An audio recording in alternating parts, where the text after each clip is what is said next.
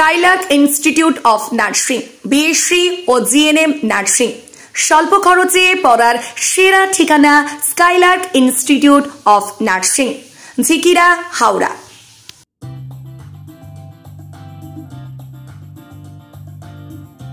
আবার বন্যার ভয়ঙ্কর রূপ নিচ্ছে খানাকুলে। নিচু এলাকায় দুর্ভোগের শিকার সাধারণ মানুষ। এবারেও কি দেখা যাবে? বিভিন্ন সংগঠন, রাজনৈতিক দল, প্রশাসনিক সহযোগিতা। জলের সমস্যায় কল ডুবে থাকার কারণে নেই সব জায়গায় বাড়ি বাড়ি পানীয় জলের ব্যবস্থা।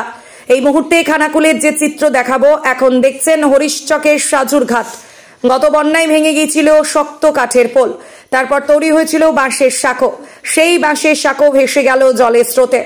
আবার যোগাযোগ বিচ্ছিন্ন খানাকুল। বারবার দাবি ওঠে পাকা কংক্রিটের ব্রিজ নিয়ে।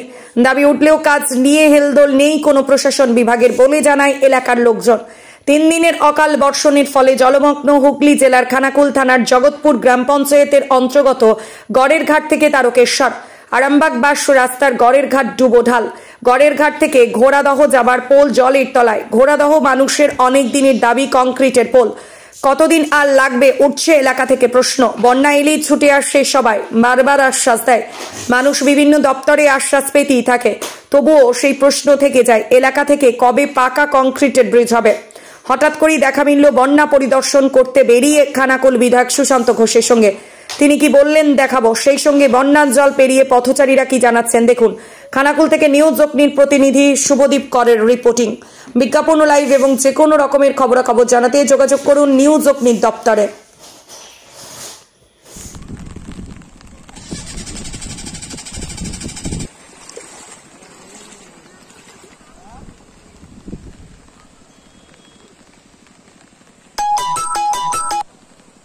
যাতায়াতের গাড়ি নিয়ে যাওয়া যাচ্ছে না, খুবই অসুবিধা হচ্ছে আমাদের। এখন পরিস্থিতি খুবই খারাপ, আর জল বাড়তেই থাকছে। জল এখন মরার কোনো দিক বোঝা যাচ্ছে না, জল বাড়বেই।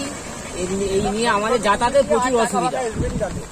আর আপনাদের পাশাপাশি এলাকায় কি পরিস্থিতি? পাশাপাশি এলাকায় রাস্তায় সব জল হয়ে গেছে, মানুষ আসতে বাজার হাট যেতে কাজ করতে পারছে না। কোন সব দিক থেকেই অসুবিধা আমাদের এখানে। এটা কোন জায়গা?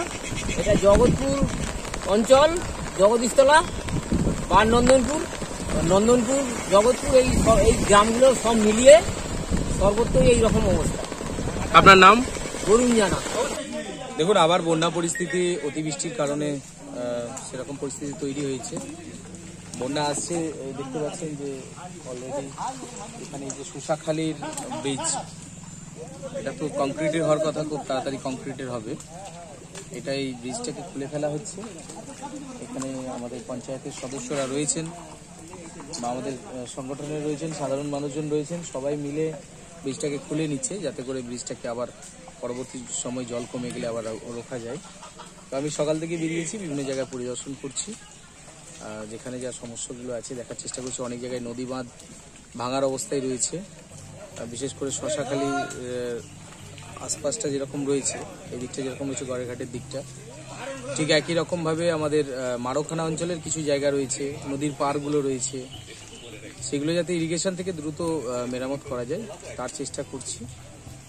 অলরেডি এসডিওর সাথে কথা হয়েছে, উনি বলেছেন যে ইরিগেশন থেকে দ্রুত সারানোর কথা।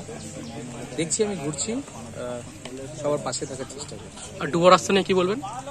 ডুবো রাস্তাটা কন্টিনিউ ডুবে থাকে, এই রাস্তাটাকে অবশ্যই উঁচু করার প্রয়োজন রয়েছে। সাধারণ মানুষের যাতায়াতের বিরাট সমস্যা, অল্পতেই এখানটা ডুবে যায়, হাঁটুর ওপরে জল হয়ে যায়, সাধারণ মানুষ পারাপার হতে পারে না, কয়েক হাজার মানুষ এদিকে আটকে যায়। বিশেষ করে ঘাটালের সাথে যোগাযোগ, মেদিনীপুরের সাথে যোগাযোগ একমাত্র রাস্তা এটা।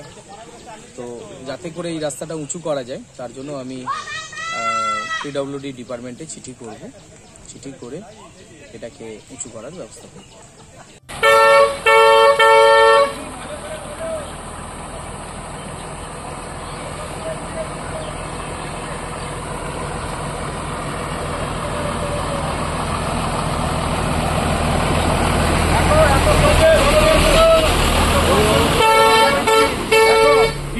বাস পরিষেবা কি চলছে এখন? বাস পরিষেবা চলছে? আর কোনখান থেকে চলছে? কোনখান পর্যন্ত যাচ্ছে? বাস পরিষেবায় কোনো সমস্যা হচ্ছে? সমস্যা বলতে এই জলে গাড়ি ডুবে যাচ্ছে, এই সমস্যা নানা রকম। চাকায় জল ঢুকে যাচ্ছে তো। ঠিক আছে। আর এখানে কতখানি জল হয় বলে মনে হচ্ছে? জল তো সকালে কম ছিল, এখন আবার বেড়ে গেছে, রাতে আরো বাড়তে পারে। ঠিক আছে। ঘুরে যাবে ঘুরে যাবে, যা ঘুরে যাক ঘুরে যাক ঘুরে যাক, বাঁধা থাকলে সব গায়ে দিয়ে ফিরে যাক, ফিরে যাক, যাক যাক যাক যাক ফিরে যাবে, পুরো ফিরে যাবে, যাক ফিরে যাক। বাঁশ অনেক বাঁশ আছে যে, যাক ফিরে যাক, ঘুরে যাবে ঘুরে যাবে।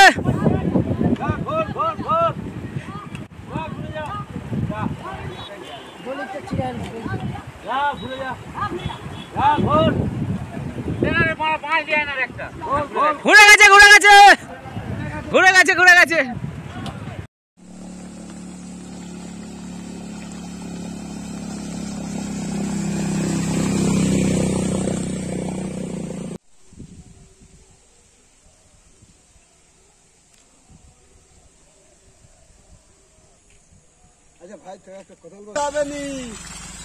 কি অবস্থা দেখছো তো? সাকর অবস্থা।